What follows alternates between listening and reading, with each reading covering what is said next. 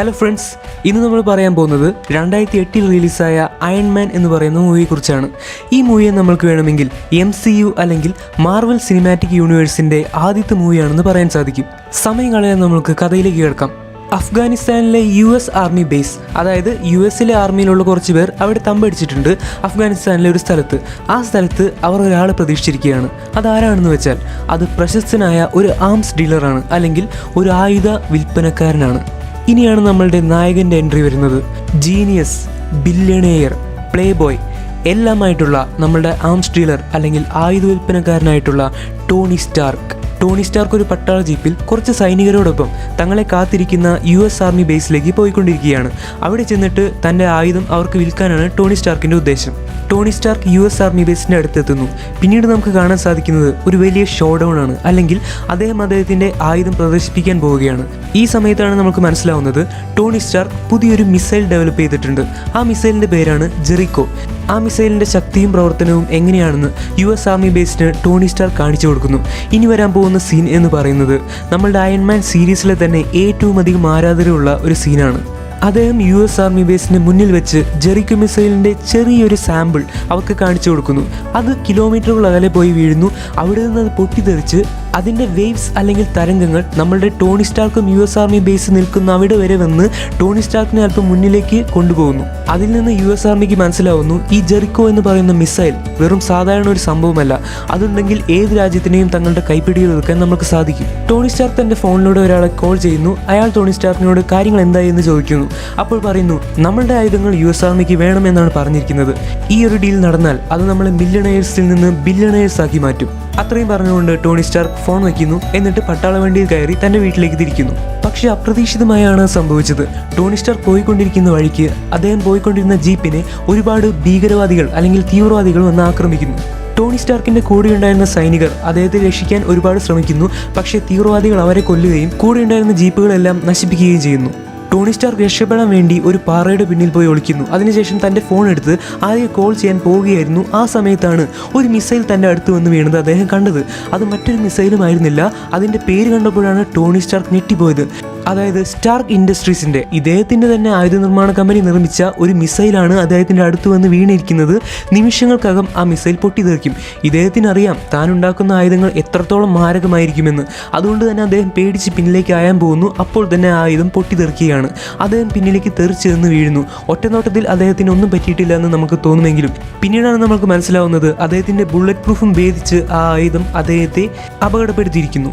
Tony സ്റ്റാർക്കിൻ്റെ ഷർട്ടിൽ നമുക്ക് രക്തം കാണാനായി സാധിക്കും. അധികം വൈകാതെ തന്നെ അദ്ദേഹത്തിൻ്റെ ബോധം മറഞ്ഞു തുടങ്ങി. ഇങ്ങനെ ബോധമില്ലാതായ ടോണി സ്റ്റാർക്കിനെ തീവ്രവാദികൾ തട്ടിക്കൊണ്ടുപോയി ഒരു സ്ഥലത്ത് കെട്ടിയിട്ടിരിക്കുന്നതായിട്ടാണ് അടുത്ത സീനിൽ കാണിക്കുന്നത്. അതിനുശേഷം ഒരു ഫ്ലാഷ് ബാക്കിലേക്കാണ് നമ്മൾ പോകുന്നത്. അതായത് ഇതൊക്കെ സംഭവിക്കുന്നതിന് 36 മണിക്കൂർ മുമ്പുള്ള കാര്യങ്ങളിലേക്കാണ് ഇനി സിനിമ നമ്മളെ കൊണ്ടുപോകുന്നത്. ടോണി സ്റ്റാർക്കിന് arms dealer of the year അല്ലെങ്കിൽ ആ വർഷത്തെ ഏറ്റവും മികച്ച ആയുധ വിൽപ്പനക്കാരൻ എന്ന അവാർഡ് ലഭിക്കുന്നു. ആ വേദിയിൽ ടോണി സ്റ്റാർക്കിനെ പറ്റിയുള്ള ചെറിയൊരു വീഡിയോ കാണിക്കുന്നു. ടോണി സ്റ്റാർക്ക് ചെറുതായിരുന്നപ്പോൾ ടോണി സ്റ്റാർക്കിൻ്റെ അച്ഛനായിട്ടുള്ള ഹോവാർഡ് സ്റ്റാർക്കും അദ്ദേഹത്തിൻ്റെ സുഹൃത്തായിട്ടുള്ള ഒബഡയ സ്റ്റെയിനും കൂടി ചേർന്നിട്ടാണ് സ്റ്റാർക്ക് ഇൻഡസ്ട്രീസ് തുടങ്ങുന്നത്. അതിനുശേഷം സ്റ്റാർക്ക് ഇൻഡസ്ട്രീസ് വളരാൻ തുടങ്ങി. നമ്മളുടെ ടോണി സ്റ്റാർക്ക് ആണെങ്കിലോ ചെറുപ്പം മുതലേ വളരെയധികം ജീനിയസ് ആയിരുന്നു. അദ്ദേഹം സ്വന്തമായി ഒരുപാട് ആയുധങ്ങൾ നിർമ്മിക്കാനും ഡെവലപ്പ് ചെയ്യാനും തുടങ്ങി. അങ്ങനെയാണ് സ്റ്റാർക്ക് ഇൻഡസ്ട്രീസ് ഇന്ന് കാണുന്ന നിലയിലെത്തിയിട്ടുള്ളത്. അവാർഡ് കൊടുക്കാൻ നേരത്ത് ടോണി സ്റ്റാർക്ക് ആ വേദിയിൽ ഇല്ലാത്തതുകൊണ്ട് തന്നെ ഒബഡയ സ്റ്റെയിൻ അദ്ദേഹത്തിൻ്റെ അവാർഡ് വാങ്ങുന്നു. ഇതേ അവസരത്തിൽ തന്നെ ടോണി സ്റ്റാർക്കിൻ്റെ ഏറ്റവും അടുത്ത സുഹൃത്തായിട്ടുള്ള ജെയിംസ് റോഡ്സിനെ നമുക്ക് പരിചയപ്പെടാൻ സാധിക്കുന്നു. തുടർന്ന് കാണിക്കുന്നത് എന്താണെന്ന് വെച്ചാൽ നമ്മളുടെ കഥാനായകനായിട്ടുള്ള ടോണി സ്റ്റാർക്ക് ഒരു വലിയ കസിനോയിൽ നിന്ന് ചൂത് കളിച്ചുകൊണ്ടിരിക്കുകയാണ്. അങ്ങോട്ട് നമ്മളുടെ ജെയിംസ് റോഡ്സ് വരികയാണ്. ജെയിംസ് റോഡ്സ് ടോണി സ്റ്റാർക്കിന് കിട്ടിയ അവാർഡ് അദ്ദേഹത്തിൻ്റെ കയ്യിൽ കൊടുക്കുന്നു. അപ്പോഴാണ് ടോണി സ്റ്റാർക്ക് പറയുന്നത്, എൻ്റെ പൊന്നു കൂട്ടുകാരാ, എൻ്റെ വീട്ടിൽ ഈ അവാർഡൊന്നും കൊണ്ടുവയ്ക്കാനുള്ള സ്ഥലമില്ല, ഇപ്പോൾ തന്നെ അവാർഡുകൾ ഒരുപാടായി കഴിഞ്ഞു. ഇങ്ങനെ പറഞ്ഞുകൊണ്ട് അവിടെ നിന്നിരുന്ന കുറച്ച് ആക്ടേഴ്സിന് ഈ അവാർഡ് കൊടുത്തിട്ട് നമ്മൾ ടോണി സ്റ്റാർക്ക് പുറത്തേക്ക് ഇറങ്ങുകയാണ്. അപ്പോഴാണ് അദ്ദേഹത്തിനെ ഒരു ജേർണലിസ്റ്റ് വിളിക്കുന്നത്. ക്രിസ്റ്റീൻ എവർഹാർട്ട് എന്നാണ് ആ ജേർണലിസ്റ്റിൻ്റെ പേര്. ക്രിസ്റ്റീൻ എവർഹാർട്ട് ടോണി സ്റ്റാർക്കിൻ്റെ അടുത്തേക്ക് വന്ന് ചെറിയൊരു ഇൻ്റർവ്യൂ എടുക്കാൻ നോക്കുന്നു. ക്രിസ്റ്റീൻ ചോദിക്കുന്നു, മിസ്റ്റർ ടോണി സ്റ്റാർക്ക്, നിങ്ങളെ ഉണ്ടാക്കുന്ന ആയുധങ്ങളൊക്കെ കൊണ്ട് ലോകം നശിക്കുകയല്ലേ ചെയ്യുക? അപ്പോൾ ടോണി സ്റ്റാർക്ക് പറയുന്നു, എന്തെങ്കിലും ഒരു ദിവസം വരും, ഒരു വേൾഡ് വാർ. അന്ന് നമ്മളുടെ കയ്യിൽ ആയുധങ്ങളില്ലെങ്കിൽ നമ്മളുടെ ജനങ്ങളെ എങ്ങനെ നമ്മൾ രക്ഷിക്കും? ഇത് കേട്ട് പിന്നെ ജേർണലിസ്റ്റിന് വേറെ ഒന്നും പറയാനുണ്ടായിരുന്നില്ല. ആ ജേർണലിസ്റ്റിനെ ടോണി സ്റ്റാർക്ക് തന്റെ വീട്ടിലേക്ക് ക്ഷണിക്കുന്നു. പിന്നീട് നമുക്ക് കാണാൻ സാധിക്കുന്നത് കാലിഫോർണിയയിലുള്ള ടോണി സ്റ്റാർക്കിന്റെ വീടാണ്. ക്രിസ്റ്റീൻ എവർഹാർട്ട് അന്ന് രാത്രി ടോണി സ്റ്റാർക്കിന്റെ കൂടെ ആ വീട്ടിലായിരുന്നു. ക്രിസ്റ്റീൻ രാവിലെ ഉറക്കം എഴുന്നേറ്റപ്പോൾ അവളെ യാത്രയാക്കാൻ വേണ്ടിയിട്ട് നമ്മുടെ ടോണി സ്റ്റാർക്കിന്റെ പേഴ്സണൽ അസിസ്റ്റന്റ് ആയിട്ടുള്ള പേപ്പർ പോട്ട്സ് റെഡിയായി നിൽക്കുന്നുണ്ടായിരുന്നു. ക്രിസ്റ്റീനെ യാത്രയാക്കിയ ശേഷം പേപ്പർ പോട്ട്സ് ടോണി സ്റ്റാർക്കിന്റെ അടുത്തേക്ക് വരുന്നു. എന്നിട്ട് പറയുന്നു, സാറിന് ഇന്ന് അഫ്ഗാനിസ്ഥാനിൽ പ്രധാനപ്പെട്ട ഒരു മീറ്റിംഗ് ഉണ്ട്. സാറിന്റെ ആയുധങ്ങൾ ഇന്ന് US ആർമിക്ക് വേണ്ടി പ്രദർശിപ്പിക്കണമെന്ന് സാർ പറഞ്ഞിരുന്നു. സാറിന്റെ പ്രൈവറ്റ് ജെറ്റ് സാറിനെ കാത്തിരിക്കുകയാണ്. അതുകൊണ്ട് സാർ പെട്ടെന്ന് റെഡി ആവാനും പോകാനും നോക്കുക എന്ന് പേപ്പർ പോട്ട്സ് ടോണി സ്റ്റാർക്കിനോട് പറയുന്നു. അതിനുശേഷം ടോണി സ്റ്റാർക്ക് തന്റെ അടിപൊളി വണ്ടിയായിട്ടുള്ള ഓഡിയിൽ ഇരുന്നുകൊണ്ട് തന്റെ പ്രൈവറ്റ് ജെറ്റിന്റെ അടുത്തേക്ക് പോവുകയാണ്. പ്രൈവറ്റ് ജെറ്റിൽ ഇദ്ദേഹത്തിന്റെ പ്രധാന സുഹൃത്തായിട്ടുള്ള ജെയിംസ് റോഡ്സ് ഇദ്ദേഹത്തെ കാത്തു നിൽക്കുന്നുണ്ടായിരുന്നു. അവർ രണ്ടുപേരും കൂടി ഈ ഡീലിന് വേണ്ടി അഫ്ഗാനിസ്ഥാനിലേക്ക് തിരിക്കുന്നു. അടുത്ത സീനിൽ പ്രസന്റ് ടൈമിൽ നടക്കുന്ന കാര്യങ്ങളാണ് കാണിക്കുന്നത്. അതായത് ശരിക്കും ഇപ്പോൾ നടന്നുകൊണ്ടിരിക്കുന്ന കാര്യങ്ങൾ. ടോണി സ്റ്റാർക്ക് വളരെയധികം പരിക്കുകളോടെ ബോധരഹിതനായി ഒരു സ്ഥലത്ത് കിടക്കുകയാണ്. കുറെ ഇലക്ട്രിക് വയറുകൾ അദ്ദേഹത്തിന്റെ ഹൃദയത്തിന്റെ ഭാഗത്തേക്ക് പോയിക്കൊണ്ടിരിക്കുന്നുണ്ട്. ആ വയറുകൾ ചെന്ന് അവസാനിക്കുന്നത് ഒരു ബാറ്ററിയിലേക്കാണ്. അപ്പോൾ നമുക്ക് മനസ്സിലാവുന്നത് എന്താണെന്ന് വെച്ചാൽ ഈ ടോണി സ്റ്റാർക്കിന്റെ ശരീരത്തിന് വേണ്ട എനർജി കൊടുത്തുകൊണ്ടിരിക്കുന്നത് ഈ ബാറ്ററിയിൽ നിന്നാണ്. ടോണി സ്റ്റാർക്കിന് ബോധം വരുന്നു. അദ്ദേഹം അടുത്ത് നിന്നിരുന്ന യെൻസെൻ എന്ന് പറയുന്ന ആളോട് ചോദിക്കുന്നു, ഇവിടെ എന്താണ് നടന്നത്? യെൻസെൻ ഒരു ശാസ്ത്രജ്ഞനായിരുന്നു. അദ്ദേഹം ടോണി സ്റ്റാർക്കിനോട് പറയുന്നു, താങ്കളുടെ അടുത്ത് വെച്ച് ഒരു ബോംബ് പൊട്ടിത്തെറിച്ചതായിട്ട് ഓർമ്മയില്ലേ? ആ ബോംബിൽ നിന്ന് തെറിച്ചു വന്ന ഒരുപാട് മാരകമായ വസ്തുക്കൾ താങ്കളുടെ ശരീരത്തിലുണ്ട്. അതൊക്കെ താങ്കളുടെ ശരീരത്തിൻ്റെ ഉള്ളിലിരുന്ന് താങ്കളുടെ ഹൃദയത്തിന് നേരെ സഞ്ചരിച്ചുകൊണ്ടിരിക്കുകയാണ്. എപ്പോഴാണോ അത് താങ്കളുടെ ഹൃദയത്തെ ഭേദിക്കുന്നത്, താങ്കളുടെ മരണം അപ്പോൾ തന്നെ സംഭവിക്കുന്നതായിരിക്കും. ആർക്ക് റിയാക്ടർ എന്നു പേരുള്ള ഒരു ഇലക്ട്രോമാഗ്നറ്റിക് ഡിവൈസ് താങ്കളുടെ ശരീരത്തിൽ ഞാൻ ഘടിപ്പിച്ചിട്ടുണ്ട്, നെഞ്ചിൻ്റെ ഭാഗത്തായിട്ട്. ആ ഡിവൈസ് താങ്കളുടെ ശരീരത്തിൽ ഉള്ളിടത്തോളം കാലം താങ്കൾക്കൊന്നും സംഭവിക്കില്ല. എന്നാൽ ആ ഡിവൈസ് താങ്കളുടെ നെഞ്ചിൽ നിന്ന് എപ്പോൾ ഊരുന്നോ ആ സമയത്ത് താങ്കൾക്ക് മരണം സംഭവിക്കും. ടോണി സ്റ്റാർക്ക് ഇത് കേട്ട് ഞെട്ടിയില്ല. കാരണം ടോണി സ്റ്റാർക്കിന് അറിയാം താൻ നിർമ്മിച്ച മാരകമായ ആയുധം കൊണ്ട് തന്നെയാണ് തനിക്ക് പരിക്കേറ്റിരിക്കുന്നത്. അപ്പോൾ പിന്നെ ഇതിൽ കുറഞ്ഞതൊന്നും പ്രതീക്ഷിക്കാനില്ല. എന്തായാലും തന്റെ ജീവൻ രക്ഷിച്ചതിന് യെൻസെനിനോട് ടോണി സ്റ്റാർക്ക് നന്ദി പറയുന്നു. യെൻസെനിനെയും ടോണി സ്റ്റാർക്കിനെ പോലെ തന്നെ ഈ തീവ്രവാദികൾ അവിടെ പിടിച്ചു വെച്ചിരിക്കുകയാണ്. ആ സമയത്ത് തീവ്രവാദി സംഘടനയിലെ പ്രധാനപ്പെട്ട ഒരാൾ അങ്ങോട്ട് വരുന്നു. എന്നിട്ട് ടോണി സ്റ്റാർക്കിനോട് പറയുന്നു, നീ US ആർമിക്ക് മുമ്പിൽ കാഴ്ചവെച്ച ജെറിക്കോ മിസൈലില്ലേ, അതുപോലെ സെയിം ടു സെയിം ഒരെണ്ണം ഞങ്ങൾക്കും ഉണ്ടാക്കി തരണം. അത് വെച്ച് ഞങ്ങൾക്ക് US ആർമിയെ നശിപ്പിക്കാനുള്ളതാണ്. ഇത് കേട്ട് ടോണി സ്റ്റാർക്ക് പറയുന്നു, നിന്നെപ്പോലെയുള്ളവർക്ക് വേണ്ടി ജെറിക്കോ മിസൈൽ പോയിട്ട് ഒരു ചെറിയ മിസൈൽ പോലും ഞാൻ ഉണ്ടാക്കി തരാൻ പോകുന്നില്ല. ഇത് കേട്ട് അയാൾക്ക് ദേഷ്യം വരുന്നു. അയാൾ ടോണി സ്റ്റാർക്കിനെ വല്ലാതെ പീഡിപ്പിക്കാൻ തുടങ്ങുന്നു. വെള്ളത്തിൽ മുക്കിയും വേദനിപ്പിച്ചുമൊക്കെ ടോണി സ്റ്റാർക്കിനെ ഒരുപാട് കഷ്ടപ്പെടുത്തുന്നു. അതിനുശേഷം ടോണി സ്റ്റാർക്കിനെ കൊണ്ട് ഇദ്ദേഹം പുറത്തേക്ക് വരുന്നു. പുറത്തേക്ക് വരുന്ന ടോണി സ്റ്റാർക്ക് ഞെട്ടിപ്പോയി. കാരണം താൻ നിർമ്മിച്ച എല്ലാ ആയുധങ്ങളും തന്നെ ഈ ഭീകരവാദികളുടെ കയ്യിലുണ്ട്. ഇതെങ്ങനെയാണെന്ന് ചോദിച്ചപ്പോൾ അതിലൊരു തീവ്രവാദി പറഞ്ഞു, ടോണി സ്റ്റാർക്ക്, നിങ്ങളുടെ കമ്പനി ഉണ്ടാക്കുന്ന എല്ലാ ആയുധങ്ങളും ഞങ്ങളുടെ കൈക്കിലുണ്ട്. എങ്ങനെയാണെന്ന് അറിയാമോ? US ആർമി നിങ്ങളുണ്ടാക്കുന്ന ആയുധങ്ങൾ ഞങ്ങൾക്ക് മറിച്ചു വിൽക്കും വലിയ വിലയ്ക്ക്. പക്ഷേ ഈ പ്രാവശ്യം ജെറിക്കോ എന്ന് പറയുന്ന മിസൈൽ അത് നീ ഞങ്ങൾക്ക് നിർമ്മിച്ചു തരണം. നിർമ്മിക്കുന്നത് എങ്ങനെയാണെന്ന് പഠിപ്പിച്ചു തരികയും വേണം. അങ്ങനെ ചെയ്താൽ മാത്രമേ നിന്നെ ഞങ്ങൾ ഇവിടെ നിന്ന് ജീവനോടെ വിടൂ. ആ സമയത്ത് മറ്റൊരു വഴിയുമില്ലാതെ ടോണി സ്റ്റാർക്ക് ഇത് സമ്മതിച്ചു കൊടുക്കുന്നു. അതിനുശേഷം ടോണി സ്റ്റാർക്കിനെ യെൻസെനിന്റെ കൂടെ ഒരു തടവറയിലാക്കുന്നു. ഇവർക്ക് വേണ്ട സാധനങ്ങളൊക്കെ എത്തിച്ചു കൊടുക്കുന്നു. ടോണി സ്റ്റാർക്ക് ജെറിക്കോ മിസൈൽ ഉണ്ടാക്കാൻ വേണ്ടിയിട്ട് എന്തൊക്കെയാണ് വേണ്ടതെന്ന് ഒരു ലിസ്റ്റ് തീവ്രവാദികൾക്ക് കൊടുക്കുന്നു. തീവ്രവാദികൾ എല്ലാവരും തന്നെ അതൊക്കെ വേഗം തന്നെ കൊണ്ട് ടോണി സ്റ്റാർക്കിന് കൊടുക്കുന്നു. ടോണി സ്റ്റാർക്ക് യെൻസെനിനോട് ചോദിക്കുന്നു, നമ്മൾക്ക് ഇവിടെ നിന്ന് രക്ഷപ്പെടണ്ടേ, എന്തെങ്കിലും ഒരു വഴി നിങ്ങൾക്ക് അറിയാമോ? അപ്പോൾ യെൻസെൻ പറയുന്നു, ഒരു വഴിയുമില്ല മോനെ. കാരണം ഈ സ്ഥലം എന്ന് പറയുന്നത് വളരെ നിഗൂഢമായിട്ടുള്ള ഒരു സ്ഥലമാണ്. നിങ്ങളുടെ കൂട്ടുകാരൻ വിചാരിച്ചാൽ പോലും സൈന്യത്തോടൊപ്പം ഇവിടെ എത്തുക എന്ന് പറയുന്നത് വളരെ കഷ്ടപ്പാടുള്ള കാര്യമാണ്. കാരണം ഇത് കണ്ടുപിടിക്കാൻ വളരെയധികം ബുദ്ധിമുട്ടുള്ള ഒരു സ്ഥലമാണ്. ഈ സ്ഥലത്തിനും ഈ സംഘടനയ്ക്കും നേതൃത്വം കൊടുത്തുകൊണ്ടിരിക്കുന്നത് 10 റിങ്സ് എന്ന് പറയുന്ന ഒരു ഭീകരവാദിയാണ്. ടോണി സ്റ്റാർക്ക് യെൻസെനിനോട് ചോദിക്കുന്നു, നിങ്ങളുടെ ഫാമിലി ആരൊക്കെയുണ്ട്?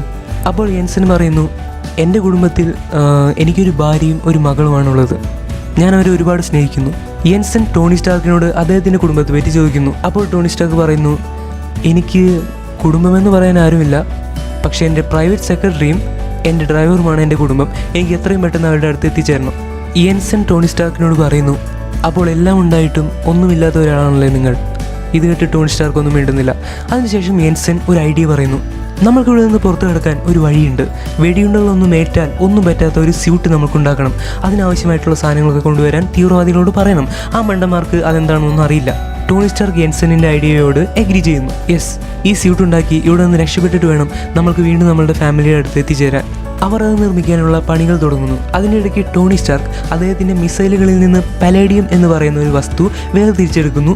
ഈ പലേഡിയം എന്ന് പറയുന്ന വസ്തുവിൻ്റെ പ്രത്യേകത എന്താണെന്ന് വെച്ചാൽ ഇത് വെച്ച് അദ്ദേഹത്തിന് നെഞ്ചിൽ വെച്ചിരിക്കുന്ന ആർക്ക് റിയാക്ടർ എന്ന് പറയുന്ന ഉപകരണത്തിന് ആവശ്യത്തിലധികം എനർജി കൊടുക്കാൻ സാധിക്കും. ഇപ്പോൾ അദ്ദേഹത്തിന് നെഞ്ചിൽ ഘടിപ്പിച്ചിരിക്കുന്ന ആർക്ക് റിയാക്ടറിന് എനർജി കിട്ടുന്നത് പുറത്തു നിന്നുള്ള ഒരു ബാറ്ററിയിൽ നിന്നാണ്. അതുകൊണ്ട് അധികം നാളൊന്നും ഇദ്ദേഹത്തിന് ജീവിക്കാൻ സാധിക്കില്ല. അതുകൊണ്ട് തന്നെ പുതിയ നല്ലൊരു ആർക്ക് റിയാക്ടർ ഉണ്ടാക്കണമെന്ന് തന്നെ ടോണി സ്റ്റാർക്ക് തീരുമാനിക്കുന്നു. അദ്ദേഹം അവിടെ ഉണ്ടായിരുന്ന മിസൈലുകളിൽ നിന്ന് വേർതിരിച്ചെടുത്ത പലേഡിയം എന്ന് പറയുന്നത് വെറും 1.5 ഗ്രാം മാത്രമായിരുന്നു. ടോണി സ്റ്റാർക്ക് യെൻസെനിനോട് പറയുന്നു, നമ്മൾക്ക് വേണ്ടത് 1.6 ഗ്രാം പലേഡിയമാണ്, പക്ഷേ നമ്മളുടെ കയ്യിൽ ഇപ്പോൾ 1.5 ഗ്രാം മാത്രമേ ഉള്ളൂ. നിങ്ങൾ ചെന്ന് 10 റിങ്സിനോടൊന്ന് പറയണം നമുക്ക് ആവശ്യമുള്ള സാധനങ്ങൾ എത്തിച്ചു തരാം. അതുപോലെ തന്നെ യെൻസെൻ 10 റിങ്സിൻ്റെ അടുത്തേക്ക് പോകുന്നു. എന്നിട്ട് പറയുന്നു, ഞങ്ങൾക്ക് മിസൈൽ ഉണ്ടാക്കാൻ കുറച്ച് സാധനങ്ങൾ കൂടി ആവശ്യമുണ്ട്, അതൊന്ന് എത്തിച്ചു തന്നാൽ നന്നായിരിക്കും. അപ്പോൾ 10 റിങ്സ് പറയുന്നു, നിങ്ങൾ ഞങ്ങൾക്ക് ആയുധം ഉണ്ടാക്കി തരികയാണെങ്കിൽ ആവശ്യമുള്ള എന്തും നിങ്ങൾക്ക് എത്തിച്ചു തരും. അങ്ങനെ ആവശ്യമുള്ള പലേഡിയം കൂടി അവരുടെ കയ്യിലെത്തുന്നു. നമ്മുടെ ടോണി സ്റ്റാർക്ക് വളരെയധികം ജീനിയസ് ആണെന്ന് പറയേണ്ടതില്ലല്ലോ. അതുകൊണ്ട് തന്നെ അദ്ദേഹം പെട്ടെന്ന് ഒരു നല്ല ആർക്ക് റിയാക്ടർ ഉണ്ടാക്കിയെടുക്കുന്നു.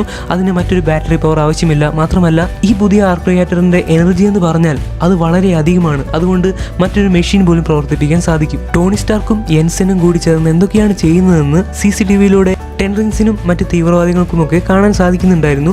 പക്ഷേ ഇവർ എന്താണ് ചെയ്തുകൊണ്ടിരിക്കുന്നതെന്ന് അവർക്ക് മനസ്സിലാവുന്നുണ്ടായിരുന്നില്ല. ടോണി സ്റ്റാർക്ക് തൻ്റെ കയ്യിലുള്ള ഒരു ബ്ലൂ പ്രിൻ്റ് എടുത്ത് യെൻസെനെ കാണിച്ചുകൊണ്ട് പറയുന്നു, ഈ മെഷീൻ ഉണ്ടാക്കുകയും ഇതിനാവശ്യമുള്ള പവർ കൊടുക്കുകയും എന്നാണ് നമ്മുടെ ഉദ്ദേശം. എന്നാൽ മാത്രമേ നമുക്ക് ഇവിടെ നിന്ന് രക്ഷപ്പെടാൻ സാധിക്കൂ. അവസാനം ആ ദിവസം വന്നെത്തി. അവർ ആ മെഷീൻ പൂർണ്ണമായും ഉണ്ടാക്കി കഴിഞ്ഞു. പക്ഷെ പുറത്തുനിന്ന് CCTVയിലൂടെ ഇതൊക്കെ കണ്ടുകൊണ്ടിരുന്ന 10 റിങ്സിന് എന്തോ അപകടം മണക്കുന്നു. അയാൾ ഭീകരവാദികളെ ഉടനെ എന്താണ് അവിടെ നടക്കുന്നതെന്ന് ചെക്ക് ചെയ്യാൻ വേണ്ടി അയക്കുന്നു. ഭീകരവാദികൾ ഇവരെ അടച്ചിട്ടിരിക്കുന്ന റൂമിന്റെ വാതിലിൽ വന്ന് മുട്ടാൻ തുടങ്ങി. അവിടെ ടോണി സ്റ്റാർക്ക് ഒരു ബോംബ് ഘടിപ്പിച്ചിട്ടുണ്ടായിരുന്നു. അത് തുറക്കാൻ ശ്രമിച്ചതോടെ ഭീകരവാദികളിൽ കുറെ പേർ പൊട്ടിത്തെറിച്ചു പോയി. ഇനി മറ്റൊരു വഴിയില്ല എന്ന് കണ്ടതോടെ യെൻസെൻ ടോണി സ്റ്റാർക്കിനോട് പറയുന്നു, നീ സ്യൂട്ടിന്റെ ബാക്കിയുള്ള കാര്യങ്ങൾ നോക്കിക്കോളൂ, ഞാൻ പുറത്തുപോയി അവരെ തടയാൻ നോക്കാം. അങ്ങനെ പറഞ്ഞുകൊണ്ട് അവിടെ വീണ് കിടന്നിരുന്ന ഒരു തോക്കെടുത്ത് യെൻസെൻ മറ്റു ഭീകരവാദികളുടെ അടുത്തേക്ക് പോകുന്നു. ടോണി സ്റ്റാർക്ക് ആ സമയത്ത് തൻ്റെ സ്യൂട്ടിൻ്റെ പ്രോഗ്രാം ബാക്കിയുള്ളതുകൂടി ചെയ്യുന്നു. പക്ഷേ 10 റിങ്സിൻ്റെ ആളുകൾ യെൻസെനിനെ വെടിവെച്ച് താഴെയിടുന്നു. ടോണി സ്റ്റാർക്കിൻ്റെ സ്യൂട്ട് റെഡിയാവുന്നു. മാക് 1 എന്നായിരുന്നു ആ സ്യൂട്ടിന് ടോണി സ്റ്റാർക്ക് കൊടുത്ത പേര്. പെട്ടെന്നാണ് ടോണി കണ്ടത് യെൻസെനിനെ ആരോ വെടിവെച്ച് അവിടെ ഇട്ടിരിക്കുന്നു. യെൻസെൻ്റെ അടുത്ത് നിന്ന് ടോണി സ്റ്റാർക്ക് ചോദിച്ചു, നമ്മൾക്ക് ഇവിടെ നിന്ന് രക്ഷപ്പെടണ്ടേ?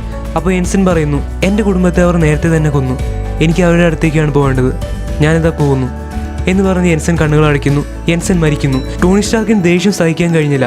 അയാൾ ആ ഗുഹയിലുണ്ടായിരുന്ന എല്ലാവരെയും വെടിവെച്ച് താഴെയിടുന്നു. അതിനുശേഷം ഗുഹയ്ക്ക് പുറത്തെത്തിയപ്പോഴാണ് സ്റ്റാർക്ക് ഇൻഡസ്ട്രീസിന്റെ തന്നെ എല്ലാ ആയുധങ്ങളും അവിടെ ഇരിക്കുന്നത് കാണുന്നത്.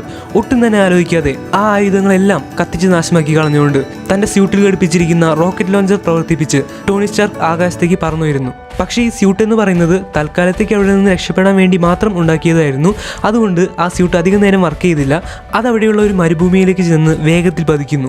വളരെ സ്പീഡിൽ ചെന്ന് പതിച്ചതുകൊണ്ട് തന്നെ ആ സ്യൂട്ട് പല കഷ്ണങ്ങളായി വേർപിരിഞ്ഞ് നശിച്ചു പോകുന്നു. ടോണി സ്റ്റാർക്ക് മരുഭൂമിയിലൂടെ എങ്ങോട്ടൊന്നില്ലാതെ നടക്കുന്നു. നേരത്തെ ടോണിയെ പിടിച്ചു വെച്ചിരുന്ന സ്ഥലത്ത് അയാളുടെ കൂട്ടുകാരനായിട്ടുള്ള ജെയിംസ് റോഡ്സിന് എത്തിച്ചേരാൻ പറ്റില്ലായിരുന്നു. പക്ഷേ ഇപ്പോൾ തുറസായ മരുഭൂമിയിലൂടെയാണ് നമ്മളുടെ ടോണി സ്റ്റാർക്ക് നടന്നുകൊണ്ടിരിക്കുന്നത്. അതുകൊണ്ട് തന്നെ ജെയിംസ് റോഡ്സിനും ടീമിനും അദ്ദേഹത്തിന് പെട്ടെന്ന് തന്നെ കണ്ടെത്താൻ സാധിച്ചു. ജെയിംസ് റോഡ്സ് ടോണി സ്റ്റാർക്കിനെ കാലിഫോർണിയയിലുള്ള മാലിബുവിലേക്ക് തിരിച്ചു കൊണ്ടുപോകുന്നു. മാലിബുവിലെത്തിയ ഉടനെ തന്നെ തൻ്റെ ബോഡി ഗാർഡായിട്ടുള്ള ഹാപ്പി ഹോഗനോട് ടോണി സ്റ്റാർക്ക് ആവശ്യപ്പെടുന്നത് എന്താണെന്ന് വെച്ചാൽ പെട്ടെന്ന് തന്നെ ഒരു പ്രസ് മീറ്റ് അറേഞ്ച് ചെയ്യണം, എനിക്ക് കുറച്ച് കാര്യങ്ങളൊക്കെ പറയാനുണ്ട്. ഹാപ്പി ഹോഗൻ അതുപോലെ തന്നെ ചെയ്യുന്നു.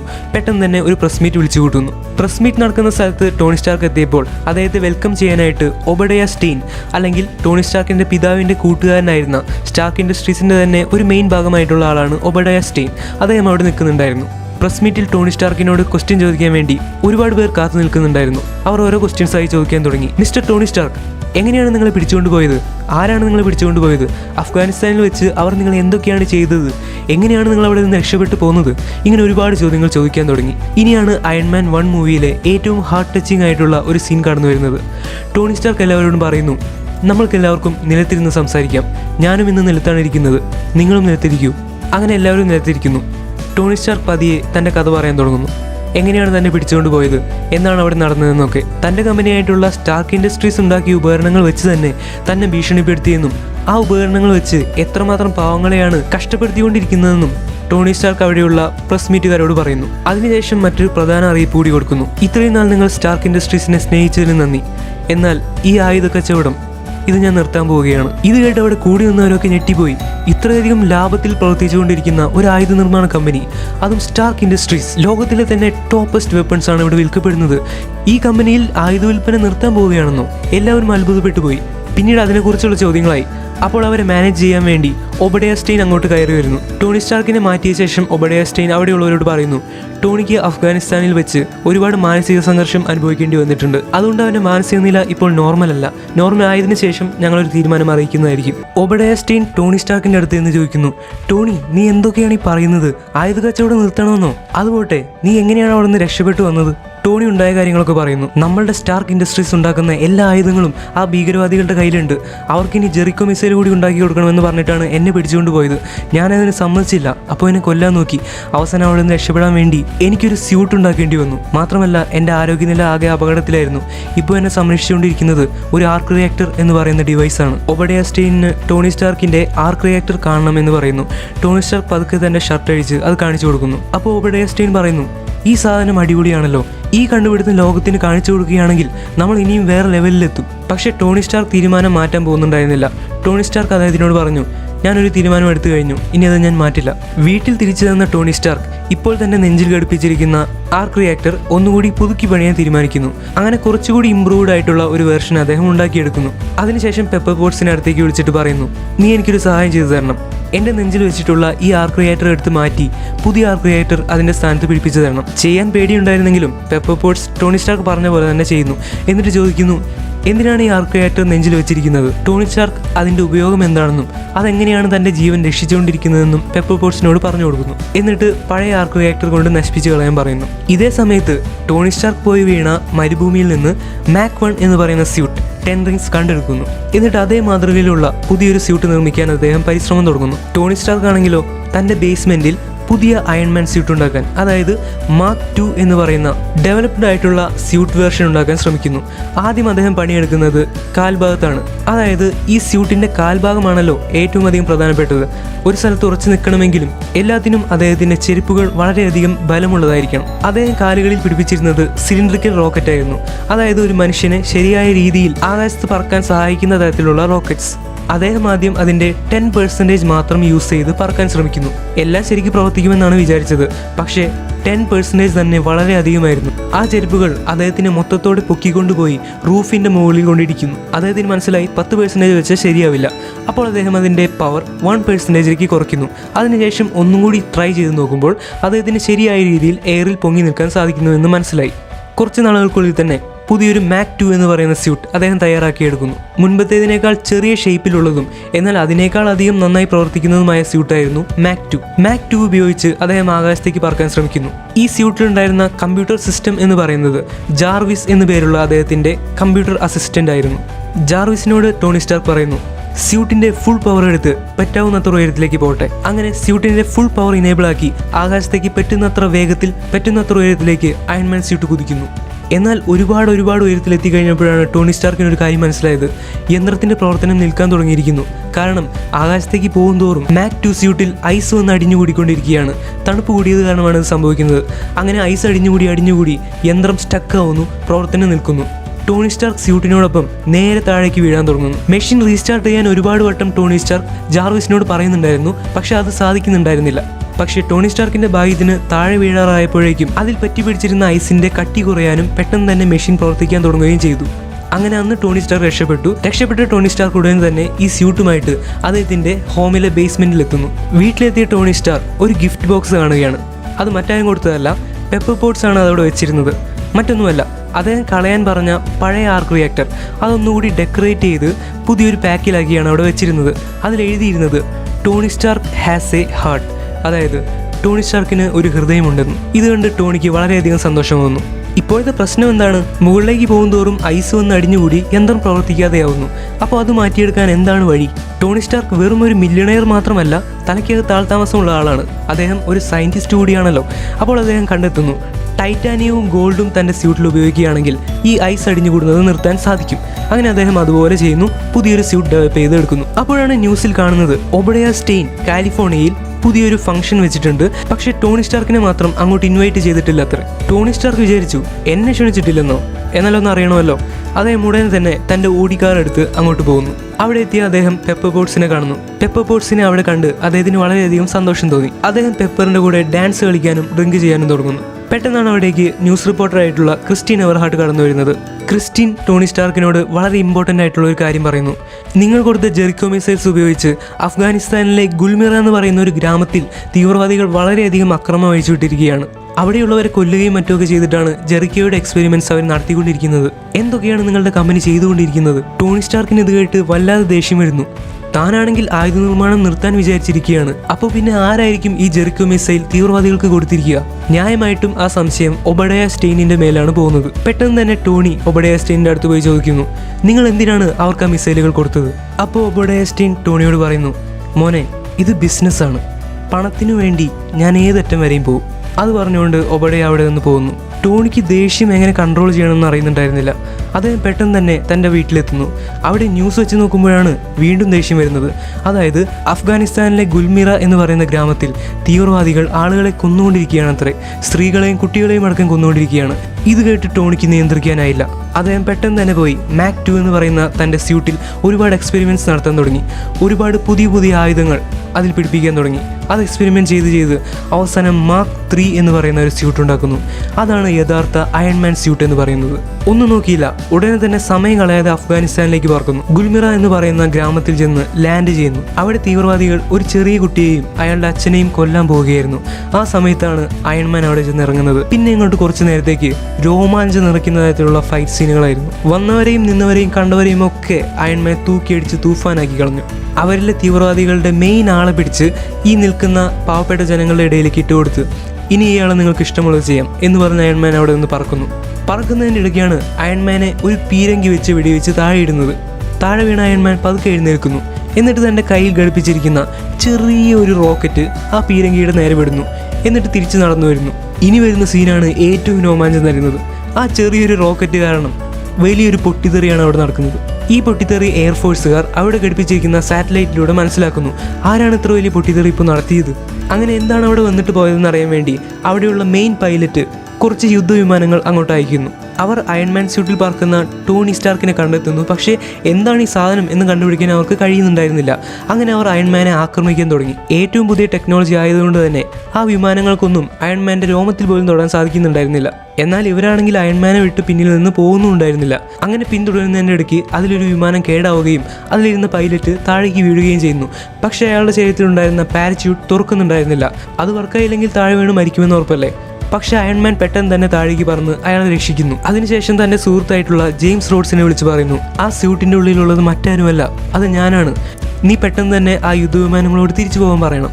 എന്നിട്ട് അയൺമാൻ തിരിച്ച് തൻ്റെ വീട്ടിലേക്ക് എത്തുന്നു. ജെയിംസ് റോഡ്സ് അടുത്ത ദിവസം ഒരു പ്രസ് മീറ്റ് കൊടുക്കുമ്പോൾ അവിടെയുള്ളവർ ചോദിക്കുകയാണ്, ഇന്നലെ നടന്ന പൊട്ടിത്തെറിയുടെ പിന്നിൽ ആരാണ്? ജെയിംസ് റോഡ്സ് പറയുന്നു, അത് നമ്മളുടെ ശത്രുക്കളായ തീവ്രവാദികളുടെ ശത്രുക്കളായിരിക്കും. അവർ പരസ്പരം അങ്ങനെ വെടിവെച്ച് ചാവാൻ നടക്കുകയല്ലേ, അപ്പോൾ പിന്നെ അവർ തന്നെയായിരിക്കും പൊട്ടിത്തെറി നടത്തിയത്. ഈ വാർത്ത കേട്ട ഒബഡയ സ്റ്റെയിനിന് മനസ്സിലായി, ആരോ എന്നെയും തീവ്രവാദികളെയും തടയാൻ ശ്രമിക്കുന്നുണ്ട്. ആരായിരിക്കും അത്?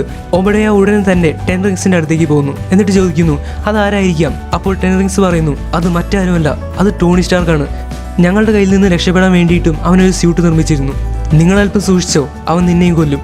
അതിനുശേഷം ടെൻ റിങ്സ് ഒരു ഓഫർ കൊടുക്കുന്നു. എന്താണെന്ന് വെച്ചാൽ, ടോണി സ്റ്റാർക്ക് ആദ്യമായിട്ടുണ്ടാക്കിയ മാക് 1 എന്ന് പറയുന്ന സ്യൂട്ട്, അതിൻ്റെ ഭാഗങ്ങളൊക്കെ ഞങ്ങൾക്ക് കിട്ടി. അത് വെച്ച് ഞങ്ങൾ വീണ്ടും പുതിയൊരു സ്യൂട്ട് ഉണ്ടാക്കിയിട്ടുണ്ട്. നിങ്ങൾക്കത് വേണമെങ്കിൽ തരാം, പക്ഷേ വലിയ വില തന്നെ തരേണ്ടി വരും. ചതിയുടെ കാര്യത്തിൽ മുന്നിൽ തന്നെ നിൽക്കുന്ന ആളാണ് ഒബഡയ സ്റ്റെയിൻ. അദ്ദേഹം ഉടൻ തൻ്റെ ഹൈടെക് ഡിവൈസ് എടുത്ത് ടെൻ റിങ്സിൻ്റെ ചെവിയുടെ അടുത്ത് വയ്ക്കുന്നു. നിമിഷങ്ങൾക്കുള്ളിൽ തന്നെ ടെൻ റിങ്സ് പാരലൈസ് ആയി പോകുന്നു. അതായത് തളർന്നു പോകുന്നു, അനങ്ങാൻ പറ്റാത്ത പോലെ ആയി പോകുന്നു. അധികം കാത്തു നിൽക്കാതെ ആ സ്യൂട്ട് അവിടെ നിന്ന് മോഷ്ടിച്ച് ഒബഡയ സ്റ്റെയിൻ പോകുന്നു. ടോണി സ്റ്റാർക്കിന് ഏകദേശം മനസ്സിലായി ഈ തീവ്രവാദികളും ഒബഡയ സ്റ്റെയിനും തമ്മിൽ എന്തൊക്കെയോ ബന്ധങ്ങളുണ്ട്. അത് മനസ്സിലാക്കാൻ വേണ്ടി പെപ്പർ പോട്ട്സിനോട് ഒരു ഹെൽപ്പ് ചോദിക്കുന്നു. നീ ഒബഡയ സ്റ്റെയിൻ്റെ ഓഫീസിൽ പോയിട്ട് അദ്ദേഹത്തിൻ്റെ കമ്പ്യൂട്ടറിൽ നിന്നുള്ള വിവരങ്ങൾ ഒരു പെൻഡ്രൈവിൽ കോപ്പി ചെയ്ത് എനിക്ക് കൊണ്ടുതരണം. അയാൾക്ക് ആ തീവ്രവാദികളുമായിട്ട് എന്തൊക്കെ ബന്ധങ്ങളാണുള്ളതെന്ന് എനിക്കറിയണം. പണത്തിന് വേണ്ടി അയാൾ ലോകത്തിന് തന്നെ കൊലക്കി കൊടുക്കാൻ ചിലപ്പോൾ തയ്യാറാവും. അത് തടഞ്ഞേ പറ്റൂ. പെപ്പർ പോട്ട് സമ്മതിക്കുന്നു. എന്നിട്ട് ഒബഡയ സ്റ്റെയിൻ്റെ ഓഫീസിൽ പോയി പെൻഡ്രൈവ് എടുത്ത് അദ്ദേഹത്തിൻ്റെ കമ്പ്യൂട്ടറിൽ കുത്തി വിവരങ്ങളൊക്കെ കോപ്പി ചെയ്യാൻ തുടങ്ങുന്നു. പെട്ടെന്നാണ് ഞെട്ടിക്കുന്ന ഒരു വിവരം കൂടി കണ്ടെത്തിയത്. ടോണി സ്റ്റാർക്കിനെ പിടിച്ചുകൊണ്ട് പോകാൻ വേണ്ടി തീവ്രവാദികളെ വിട്ടത് മറ്റാരുമല്ല, അത് ഒബഡയ സ്റ്റെയിൻ പറഞ്ഞിട്ട് അദ്ദേഹത്തിന്റെ അറിവോടെ തന്നെയായിരുന്നു. ഇത് കോപ്പി ചെയ്തുകൊണ്ടിരിക്കുന്നതിന്റെ ഇടയ്ക്ക് ഒബഡയ സ്റ്റെയിൻ അങ്ങോട്ട് കടന്നു വരുന്നു. പെപ്പർ പോട്ട്സ് തന്റെ നാച്ചുറൽ ആയിട്ടുള്ള അഭിനയം കൊണ്ട് അവിടെ നിന്ന് രക്ഷപ്പെട്ട് പുറത്തു കടക്കുന്നു. പെൻഡ്രൈവിൽ എല്ലാ വിവരങ്ങളും കൊണ്ടാണ് അവൾ പുറത്തു കടന്നത്. ഈ വിവരം ഒബഡയ സ്റ്റെയിൻ പെട്ടെന്ന് തന്നെ മനസ്സിലാക്കുന്നു. അപ്പോഴാണ് പുതിയൊരു കഥാപാത്രം അങ്ങോട്ട് വരുന്നത്. പുറത്തേക്ക് ഇറങ്ങി നടക്കാൻ പോകുന്ന പെപ്പർ പോട്ട്സിന്റെ അടുത്തേക്ക് ഫീൽ കോൾസൺ എന്ന് പറയുന്ന ഒരാൾ വരുന്നു. അയാൾ പെപ്പർ പോട്ട്സിനോട് പറയുന്നു, ഞാൻ ഷീൽഡ് എന്ന് പറയുന്ന ഒരു ഏജൻസിയുടെ ഒരു ഏജന്റാണ്. എനിക്ക് ഒരു ഇന്റർവ്യൂ നടത്തണം. ഒരു അപ്പോയിന്റ്മെന്റ് തരാൻ സാധിക്കുമോ?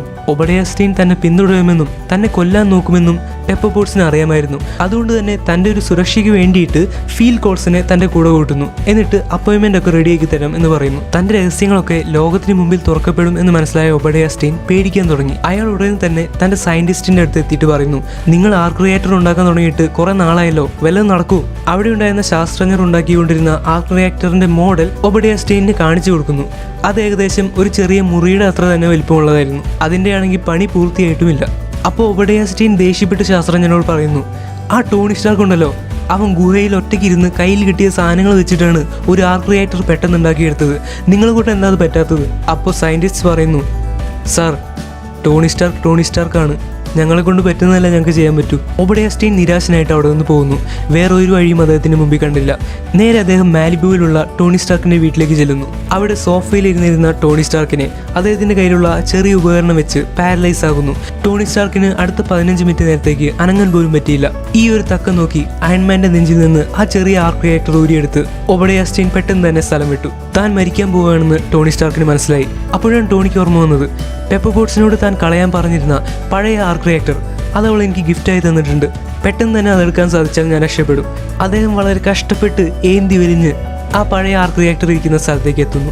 കൈ എത്തിച്ച് അത് മേശപ്പുറത്ത് നിന്ന് എടുക്കാനാവുമ്പോഴേക്കും അദ്ദേഹം തളർന്ന് താഴെ വീഴുന്നു. പക്ഷെ ഭാഗ്യമെന്ന് പറയട്ടെ, അദ്ദേഹത്തിന്റെ കമ്പ്യൂട്ടർ അസിസ്റ്റന്റ് ആയിട്ടുള്ള ജാർവിസ് ആർക്ക് റിയാക്ടർ അദ്ദേഹത്തിന്റെ കയ്യിലേക്ക് എത്തിച്ചു കൊടുക്കുന്നു. പിന്നെ ടോണി സ്റ്റാർക്ക് ആർക്ക് റിയാക്ടർ എടുത്ത് നെഞ്ചത്ത് വെച്ച് അയൺമാൻ സ്യൂട്ട് എടുത്തൊരു പോക്കുണ്ട് ഒബഡയ സ്റ്റെയിനെ തടയാൻ. ഇതേ സമയം അയൺമാന്റെ മാക് 1 എന്ന മോഡൽ സ്യൂട്ടിന്റെ മാതൃക ഉൾക്കൊണ്ട് അതിനേക്കാൾ വലിയൊരു suit Obadiah stain ഉണ്ടാക്കിയിട്ടുണ്ടായിരുന്നു.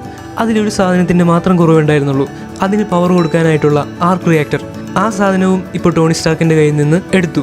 Obadiah stain പെട്ടെന്ന് തന്നെ ആർക്ക് റിയാക്ടർ എടുത്തു വെച്ച് സ്യൂട്ടിന്റെ ഉള്ളിൽ കയറി അത് സ്റ്റാർട്ട് ചെയ്യുന്നു. വളരെ നല്ല രീതിയിൽ തന്നെ അയാളുടെ പുതിയ സ്യൂട്ട് പ്രവർത്തിക്കാൻ തുടങ്ങുന്നു. പെട്ടെന്ന് അയൺമാൻ അങ്ങോട്ട് വരുന്നു. പക്ഷേ ആ വലിയ സ്യൂട്ടിന് മുമ്പിൽ അയൺമാൻ ഒന്നും ചെയ്യാൻ പറ്റുന്നില്ല. അവർ തമ്മിൽ അതിഗംഭീരമായിട്ടുള്ള ഫൈറ്റാണ് പിന്നെ നടക്കുന്നത്. രണ്ടുപേരും പരസ്പരം ഇടിക്കാനും തെറിപ്പിക്കാനും ശ്രമിക്കുന്നു. പക്ഷേ ഭാരം കൂടിയ സ്യൂട്ട് ആയതുകൊണ്ട് തന്നെ അയൺമാൻ സ്യൂട്ടിന് മറ്റേ സ്യൂട്ടിന്റെ കൂടെ പിടിച്ചു നിൽക്കാൻ പറ്റുന്നില്ല. അയൺ മോങ്കർ എന്നാണ് ആ പുതിയ സ്യൂട്ടിന് ഒബഡയ സ്റ്റെയിൻ ഇട്ട പേര്. കുറെ നേരത്തെ ഫൈറ്റിന് ശേഷം അയൺമാൻ മനസ്സിലായി, സാധാരണ രീതിയിൽ ഫൈറ്റ് ചെയ്താൽ അയൺ മോങ്കറിനെ തോൽപ്പിക്കുക എന്ന് പറയുന്നത് എന്നെ കൊണ്ട് നടക്കില്ല, ഇവിടെ ബുദ്ധി പ്രയോഗിച്ചേ പറ്റൂ. അയൺമാൻ ഓർമ്മ വന്നു, അന്ന് ഞാൻ ആകാശത്തേക്ക് പറന്നപ്പോൾ ഐസ് ഒന്ന് അടിഞ്ഞുകൂടി എൻ്റെ സ്യൂട്ട് പ്രവർത്തിക്കാതെയായി. അന്ന് എന്താണ് ചെയ്തതെന്ന് എനിക്കറിയാം, പക്ഷേ അത് ഇവനറിയില്ലല്ലോ. അദ്ദേഹം ഫുൾ പവർ എടുത്ത് ആകാശത്തേക്ക് പറന്നുയർന്നു. അയൺ മോങ്കർ എന്ന വലിയ സ്യൂട്ടിൻ്റെ ഉള്ളിൽ കൂടെ ഒബഡയ സ്റ്റെയിൻ അയൺമാനെ പിന്തുടരാൻ തുടങ്ങി. രണ്ടുപേരും കട്ടയ്ക്കാണ് പറഞ്ഞിരുന്നത്. അങ്ങനെ കുറേ ദൂരം എത്തി. പക്ഷേ മാർക്ക് 3 എന്ന് പറയുന്ന അയൺമാൻ്റെ സ്യൂട്ടിൽ ഐസ് കട്ട പിടിക്കില്ലായിരുന്നു. മാർക്ക് 1 എന്ന് പറയുന്ന അയൺ മോങ്കർ, അതായത് ഒബഡയ സ്റ്റെയിനിന്റെ വലിയ സ്യൂട്ടിൽ ഐസ് പറ്റി പിടിക്കാൻ തുടങ്ങി. ഒബഡയ സ്റ്റെയിനും സ്യൂട്ടും കൂടി നേരെ താഴേക്ക് ചെന്ന് ഒരു റൂഫിന്റെ മുകളിൽ വീഴുകയാണ്. ആ റൂഫ് അല്ലെങ്കിൽ മേൽക്കൂര എന്ന് പറയുന്നത് സയന്റിസ്റ്റ് ആർക്ക് റിയാക്ടർ ഉണ്ടാക്കിക്കൊണ്ടിരിക്കുന്ന സ്ഥലമായിരുന്നു. ഒബഡയ സ്റ്റെയിൻ മരിച്ചു എന്ന് കരുതി അയൺമാൻ അവിടെ ചെന്നിറങ്ങി. പക്ഷേ അത്ഭുതം എന്ന് പറയട്ടെ, ഇത്ര മുകളിൽ നിന്ന് വീണിട്ടും അയൺ മോങ്കിനും ഒബഡയയ്ക്കും പ്രത്യേകിച്ചൊന്നും പറ്റിയിട്ടുണ്ടായിരുന്നില്ല. അയൺമാൻ എവിടെയാണുള്ളതെന്ന് കണ്ടെത്തി പെപ്പർ പോട്ട്സ് അവിടെ വന്നിട്ടുണ്ടായിരുന്നു. പെപ്പർ പോട്ട്സിനോട് അയൺമാൻ പറയുന്നു, നീ പെട്ടെന്ന് തന്നെ ഈ താഴെ കാണുന്ന ആർക്ക് റിയാക്ടർ ഫുൾ പവറിൽ ഓൺ ആക്കണം. അതിൻ്റെ വേവ്സിൽ നിന്ന് ഞാൻ എങ്ങനെയെങ്കിലും രക്ഷപ്പെട്ടോളാം. ആ വേവ്സ് കൊണ്ട് ഇവൻ മരിച്ചോളും. പെപ്പർ പോട്ട്സ് അതുപോലെ തന്നെ ചെയ്യുന്നു. അയൺമാൻ അതിൽ നിന്ന് രക്ഷപ്പെടുകയും ഒബഡയ സ്റ്റെയിനിന്റെ സ്യൂട്ട് ആ വേവ്സ് കൊണ്ട് തകർന്ന് തരിപ്പണമായി പോകുന്നു. അയാൾ അവിടെ മരിക്കുന്നു. അടുത്ത ദിവസത്തെ പ്രസ് മീറ്റിൽ ടോണി സ്റ്റാർക്ക് എത്തുമ്പോൾ അവിടെ ഒരുപാട് ചോദ്യങ്ങളുമായി ആളുകൾ വന്നിട്ടുണ്ടായിരുന്നു. ഇന്നലെ കണ്ട ആ 2 സ്യൂട്ടുകൾ അതെന്തൊക്കെയാണ്, അതിൻ്റെ ഉള്ളിൽ നിങ്ങളുണ്ടായിരുന്നോ എന്നൊക്കെ ടോണി സ്റ്റാർക്കിനോട് അവർ ചോദിക്കാൻ തുടങ്ങി. ആ സമയത്ത് നേരത്തെ കണ്ട ഷീൽഡ് ഏജന്റ് ആയിട്ടുള്ള ഫീൽ കോൾസൺ അങ്ങോട്ട് വരുന്നു. എന്നിട്ടൊരു കടലാസിൽ എഴുതിയ സ്ക്രിപ്റ്റ് നമ്മളുടെ ടോണി സ്റ്റാർക്കിന് കൊടുക്കുന്നു. താങ്കൾ ഇതിൽ എഴുതിയ പോലെ പറഞ്ഞാൽ മതി. ഒബഡയ സ്റ്റെയിൻ ഒരു ഫ്ലൈറ്റ് ആക്സിഡന്റിൽ മരിച്ചുവെന്നും ഇന്നലെ ആ സ്യൂട്ടിന്റെ ഉള്ളിൽ കണ്ട ആൾ തൻ്റെ ഒരു ബോഡി ഗാർഡ് ആയിരുന്നുവെന്നും ഇപ്പോൾ അയാളുമായിട്ട് തനിക്ക് ഒരു ബന്ധവുമില്ല എന്നൊക്കെ പറഞ്ഞാൽ മതിയെന്ന് അയൺമാനോട് പറയുന്നു. ടോണി സ്റ്റാർക്ക് വീണ്ടും പ്രസ് മീറ്റിലേക്ക് ചെല്ലുന്നു. വീണ്ടും ചോദ്യങ്ങൾ ഉയർന്നുകൊണ്ടിരിക്കുകയാണ്. ഇതൊക്കെ കേട്ട് ടോണി സ്റ്റാർക്ക് കുറച്ച് അസ്വസ്ഥനാവാൻ തുടങ്ങി. അപ്പോൾ അദ്ദേഹത്തിന്റെ ഫ്രണ്ട് ആയിട്ടുള്ള ജെയിംസ് റോഡ്സ് പറയുന്നു, ടോണി, നീ പേടിക്കണ്ട, നീ അയാൾ എഴുതി തന്ന പോലെ കാര്യങ്ങൾ പറയും, വേറെ കുഴപ്പമൊന്നും ഉണ്ടാവില്ലല്ലോ. അയൺമാനിലെ തന്നെ ഏറ്റവും ലെജൻഡറി ആയിട്ടുള്ള ഒരു സീനായിരുന്നു അടുത്തത്. ചോദ്യങ്ങൾ ഉയർന്നുകൊണ്ടിരിക്കുകയാണ്. ടോണിക്ക് പറയാൻ വേണ്ടി അയാൾ എഴുതി തന്ന സ്ക്രിപ്റ്റിലേക്ക് ടോണി സ്റ്റാർക്ക് നോക്കുന്നു. എന്നിട്ട് പ്രസ്സിലുണ്ടായിരുന്ന എല്ലാവരുടെയും നേരെ നോക്കി പറയുന്നു, ഐ ആം അയൺമാൻ, ഞാനാണ് അയൺമാൻ. വലിയൊരു തുറന്നു പറച്ചിലായിരുന്നു അവിടെ നടത്തിയത്. അവിടെ പ്രസ്സിലുണ്ടായിരുന്ന എല്ലാവരും വളരെ എക്സൈറ്റഡ് ആയി തങ്ങളുടെ മൈക്ക് കൊണ്ട് അയൺമാൻ്റെ അടുത്തേക്ക് വരുന്നു. ഈ സിനിമ ഇവിടെ അവസാനിക്കുകയാണ്. ഈ സിനിമയുടെ പോസ്റ്റ് ക്രെഡിറ്റ് സീൻസിൽ നമുക്ക് കാണാൻ സാധിക്കുന്നത് അയൺമാൻ്റെ അടുത്തേക്ക് നിക് ഫ്യൂറി എന്ന് പറയുന്ന ഒരാൾ വരികയാണ്. നിക് ഫ്യൂറി എന്ന് പറയുന്നത് ഷീൽഡ് എന്ന് പറയുന്ന ഏജൻസിയുടെ ഡയറക്ടറാണ്. അദ്ദേഹം അവെഞ്ചേഴ്സ് ഇനീഷ്യേറ്റീവിലേക്ക് ടോണി സ്റ്റാർക്കിനെ ചേർക്കാനായിരുന്നു അങ്ങോട്ട് വന്നത്. അവെഞ്ചേഴ്സ് ഇനീഷ്യേറ്റീവ്, അവെഞ്ചേഴ്സ് എന്താണെന്ന് അറിയാത്തവരാരും ഇല്ലല്ലോ. അതെന്താണെന്നൊക്കെ വഴിയെ നമുക്ക് പറയാം. അയൺമാൻ 1 എന്ന് പറയുന്ന ഈ ചിത്രത്തിന് IMDbയിൽ 7.9 ആണ് റേറ്റിംഗ്. ഈ ചിത്രത്തിൻ്റെ നിർമ്മാണ ചെലവ് എന്ന് പറയുന്നത് $14 കോടി ആയിരുന്നു. ഈ ചിത്രം വലിയൊരു ഹിറ്റായതുകൊണ്ട് തന്നെ ഇതിൻ്റെ ബോക്സ് ഓഫീസ് കളക്ഷൻ എന്ന് പറയുന്നത് $58.53 കോടി ആണ്. ഈ സിനിമ ഡയറക്റ്റ് ചെയ്തിരിക്കുന്നത് ജോൺ ഫാവറോ എന്ന് പറയുന്ന ഒരാളാണ്. അദ്ദേഹം തന്നെയാണ് അയൺമാൻ്റെ ബോഡി ഗാർഡായിട്ടുള്ള ഹാപ്പി ഹോഗൻ എന്ന് പറയുന്ന റോളിൽ ഈ സിനിമയിൽ വന്നിരിക്കുന്നത്. നമ്മൾക്ക് എല്ലാവർക്കും അറിയാവുന്നതുപോലെ തന്നെ അവെഞ്ചേഴ്സ് സീരീസിൻ്റെ നെടുന്തൂണായിട്ടുള്ള അയൺമാൻ അവതരിപ്പിച്ചിരിക്കുന്നത് റോബർട്ട് ഡൗണി ജൂനിയർ ആണ്. പെപ്പർ പോട്ട്സ് എന്ന് പറയുന്ന കഥാപാത്രത്തെ അവതരിപ്പിച്ചിരിക്കുന്നത് ഗ്വിനത്ത് പാൽട്രോ ആണ്. അതുപോലെ തന്നെ വില്ലനായിട്ടുള്ള ഒബഡയ സ്റ്റെയിനെ അവതരിപ്പിച്ചിരിക്കുന്നത് ജെഫ് ബ്രിഡ്ജസ് എന്ന് പറയുന്ന ആക്ടറാണ്. എന്തായാലും ഇന്നത്തെ വീഡിയോ ഇവിടെ അവസാനിക്കുന്നു. അടുത്ത സിനിമയായിട്ട് നമ്മൾ പറയാൻ പോകുന്നത് ദ ഇൻക്രെഡിബിൾ ഹൾക്ക് എന്ന് പറയുന്ന സൂപ്പർ ഹിറ്റ് ചിത്രത്തെ പറ്റിയിട്ടാണ്. അപ്പോൾ ഇന്നത്തെ വീഡിയോ ഇഷ്ടപ്പെട്ടവർ തീർച്ചയായിട്ടും ലൈക്ക് ചെയ്യാനും കമൻറ്റ് ചെയ്യാനും തീർച്ചയായിട്ടും നിങ്ങൾക്കറിയുന്ന മൂവി ഗ്രൂപ്പ്സിൽ ഇതൊന്ന് ഷെയർ ചെയ്ത് കൊടുക്കാനും മറക്കരുത്. അതുപോലെ തന്നെ സബ്സ്ക്രൈബ് ചെയ്ത് ബെല്ലൈക്കൺ അമർത്തി വയ്ക്കുക. എന്നാലാണ് അടുത്ത മൂവീസ് വരുമ്പോൾ നിങ്ങൾക്ക് നോട്ടിഫിക്കേഷൻ ലഭിക്കുക. So once again it's me Amit signing out.